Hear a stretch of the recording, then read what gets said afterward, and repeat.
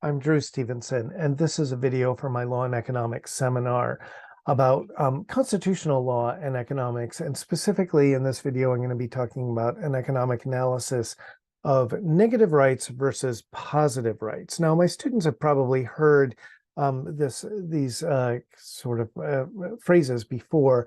And just to review, a negative right is the idea that, especially in the Constitution, the government cannot restrict your choices. And so I'll give a couple examples from the Bill of Rights.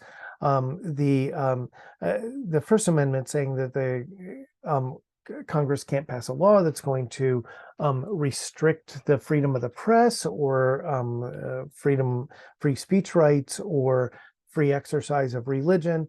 We also have an establishment clause in the First Amendment that says the government can't establish a state religion, and so forth. And so these are negative rights, right? So these are things that you don't have to speak, you don't have to run a newspaper, you don't have to be religious, but if you want to, the government can't interfere with that. And in that sense, we describe this as a negative right. The Second Amendment, for example, is also at least linguistically constructed as a negative right. So it says that the right of the people shall not be infringed. Now, there's a lot of debate about what the rest of the meaning of the Second Amendment is, right? What counts as arms, what the people, and so forth, whether it's an individual right or a collective right or refers to militias or so forth.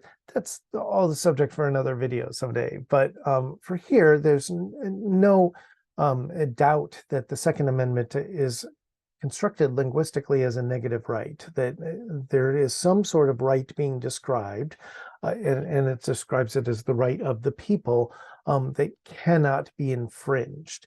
A positive right is where the government guarantees something. So if the Second Amendment had been phrased as a positive right, it would be that the government has to provide you with a gun. And almost nobody thinks that that's what it says, or that the government has to give you a public forum to speak, right? Like a newspaper or something like that, or has to subsidize whatever your religious exercise is. So that would be a positive right. There are some examples in the Bill of Rights, and of course we could debate about each of these things and whether even this distinction is mostly semantic. The more of a legal positivist you are, the more you might say that this is really a distinction without difference, that all positive rights are negative rights and vice versa. But if you think about something like the right to a jury trial that's guaranteed in the Constitution, well, the government actually has to provide you with a jury.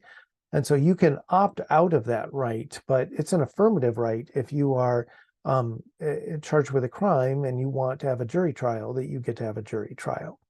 So Richard Posner, in his treatise Economic Analysis of Law, mentions that negative rights are more analogous to property rights. So if you think of property ownership as a right not only to use, but a right to exclude other people from trespassing on your property or interfering with your quiet enjoyment of your property and so forth. And so negative rights are kind of analogous to that, and talking about or comparing and contrasting these things might enrich our understanding of the rights. Positive rights are not very analogous to property rights or a right to exclude. A couple of the positive rights that people talk about would be a right to health care. So the Constitution doesn't mention the right to affordable health care, but there's certainly a lot of politicians in our society who believe that there is an affirmative right, that the government has to provide you with health care if you can't afford it. Some state constitutions provide a right to equal and fair education. So the federal constitution doesn't, but the idea is that the government then has an affirmative duty to provide this, or you have an affirmative right to this. Not just that the government can't interfere with your freedom to get an education.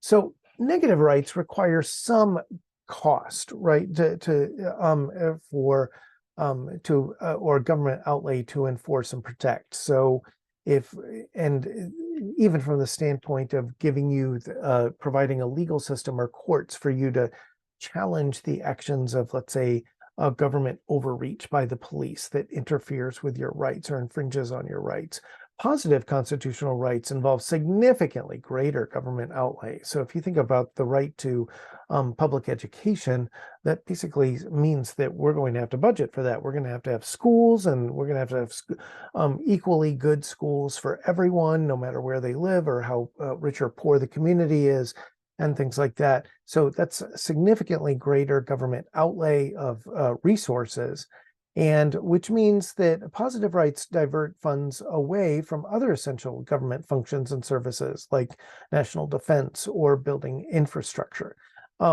Depending on your perspective, either that's a bad thing or a good thing, right? Maybe the government, a good government, an enlightened or utopian government, would invest most of its resources on the provision of goods for its citizenry instead of things like military buildup. But the idea is that in classical economics, that the government has a finite budget, and so if it has to spend a lot of money on schools, that's money that can't be spent on other things. You should also be aware that there's a challenge to this sort of classic assumption that the federal budget is a pie, and that if you get a piece of pie, somebody else doesn't. That's been presented by modern monetary theory, which basically provides some pretty plausible arguments or convincing arguments that the issuer of a fiat currency can engage in a lot more deficit spending than people have assumed. But that's a topic for another day. Many of the rights protected could be viewed as types of anti-monopoly rules imposed on the government, including eminent domain. So one way to think about rights is to think about the laws that we have that restrain companies from monopoly activities or anti-competitive activities. A lot of my students are familiar with the board game monopoly and the current controversy about companies like Facebook and Amazon or Google that essentially seem to single-handedly own and run a sector of the economy. And there are legal restraints on monopolies for a reason. And one way that some scholars have in law and economics think about rights is that we want the government to have a monopoly on certain things, like the use of violence with the police and the military, but we don't want them to have a monopoly on other things. And so therefore we've restrained them from encroaching on that area.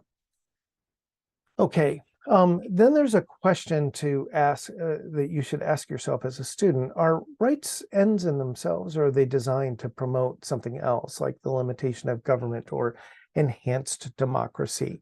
And you really could have a lively discussion about this. And I'm going to give you two examples.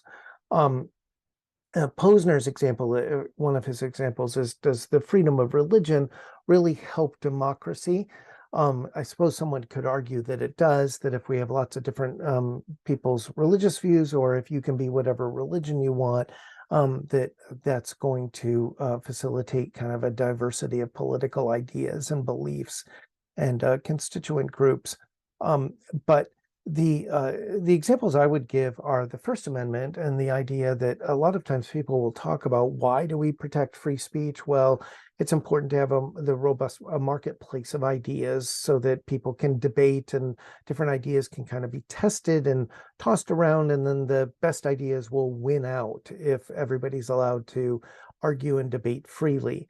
And so, but there may be other reasons, for example, like the deontological ideal of protecting free expression and individualism and autonomy and things like that to protect free speech. But if your argument for protecting free speech or prohibiting government censorship is that we need to have the free exchange of ideas in order for the best ideas to get discovered and aired and vetted and adopted widely and so forth, because then it helps society, then what you're really saying is that the First Amendment is a type of prophylactic rule or a means to an end, that there's some other goal we want, like that the truth will win out, or that the best ideas will get discovered and adopted in society and so forth. And we're using the First Amendment as a vehicle to achieve that. I've also heard people, Judge Posner in one place argues that the First Amendment, the freedom of religion is like this, that it allows basically religions to compete so that the religion that is either, I don't know, the truest or that does meets people's spiritual needs the best or something like that will eventually win out, and the ones that are not effective at recruiting will fall by the wayside. And I don't know if that's true, but the idea is that we'll end up with, he has argued, Posner, that we have a more religious society where there's freedom of religion than where there's a state religion, because the different religious groups in our country compete and to attract new members. And so therefore they have to make themselves more appealing and find ways to meet people's needs. And so forth. Another example would be to think about the Second Amendment and whether the Second Amendment, it was supposed to be a means to an end. So before the Heller decision, the view that Second Amendment was about protecting militias was the idea that we didn't want to abolish the militia because the militia was necessary to keep the federal centralized standing army, a permanent standing army, from having too much power and creating a tyrannical federal government.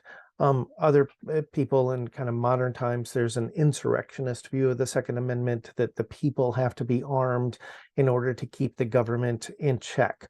Well, I don't agree with that. I don't think that's what the framers intended with the Second Amendment, that they wanted the people to have the power to overthrow the government when they didn't get their way, because there's always going to be somebody who doesn't get their way. And if they're heavily armed, it's sort of an invitation for them to just start killing people when they lose an election.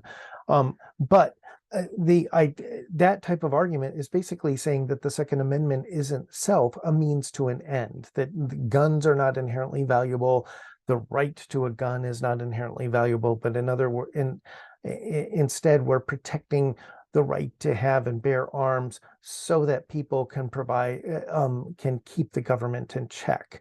After Heller, the Supreme Court has kind of said pretty explicitly in a few times that they think that the core right of the Second Amendment is the right of personal self-defense, to arm yourself for individual self-defense.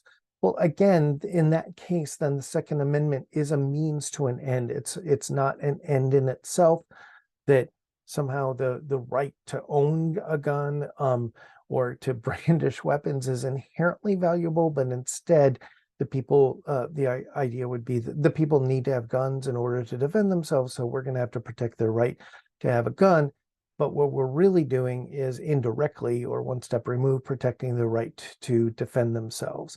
And so the question is, how many of our rights, as we go through the Bill of Rights, are means to an end, and which ones are basically an end in themselves, that we just think it's inherently valuable? So Posner brings us up with religion, that maybe we protect the right to religion just because people think that it's a matter of conscience and that something that's deeply personal, and that everybody should get to worship in their own way and according to their own beliefs and their own conscience, and that there's something offensive about coercing something so kind of personal and related to our souls as religion and worship and religious exercise and so forth. So that's more like saying that it's just a nice thing that everybody gets to have a choice, as opposed to, if everybody has a choice, then this other result will obtain. So that is something to keep in mind when we're talking about these constitutional rights. Okay, let's talk a little bit about whether the Constitution and rights in the Constitution are majoritarian, counter-majoritarian, or anti-factional. And so there's one view of the, let's say, of the courts historically, that has been that the courts are basically supposed to be very deferential to the democratically elected legislature, that if the Constitution overall sets up a framework of democracy and values self-governance by the people, then clearly the most democratic branch is the elected representatives in the legislature. And so therefore the courts, for the most part, should try to be faithful agents of the legislature, and try to discern the legislative intent in the statute, whether that's done by looking at the text of the statute or by looking at legislative history. There could be a debate about that, but the idea is the legislature is supreme because it's the most directly elected and most democratic branch and represents the will of the people the most directly, and therefore unelected judges should defer to that, to sort of foster our values of democracy and self-governance. The opposite view is the counter-majoritarian view, which basically says majorities can be terrible, right? Because they will get together and use their collective power to oppress vulnerable groups in society, minority groups. And this could be minority religions or minority race or minority language groups, or people that live in an isolated region of a country or state or something like that. And so the idea is that whenever majorities have power, that they become very tyrannical in themselves and end up oppressing, persecuting, or exploiting, or basically seizing the wealth from some distinct minority group that they identify. And so maybe the courts are there actually to keep the majority from going off the rails and keep them in check. And so this is a counter-majoritarian view of the Constitution, is we want to have a democracy, but we also recognize that democracies are inherently problematic because majority rule means that there will always be some people that get targeted by and are hated by the majority. And it could also be political dissidents.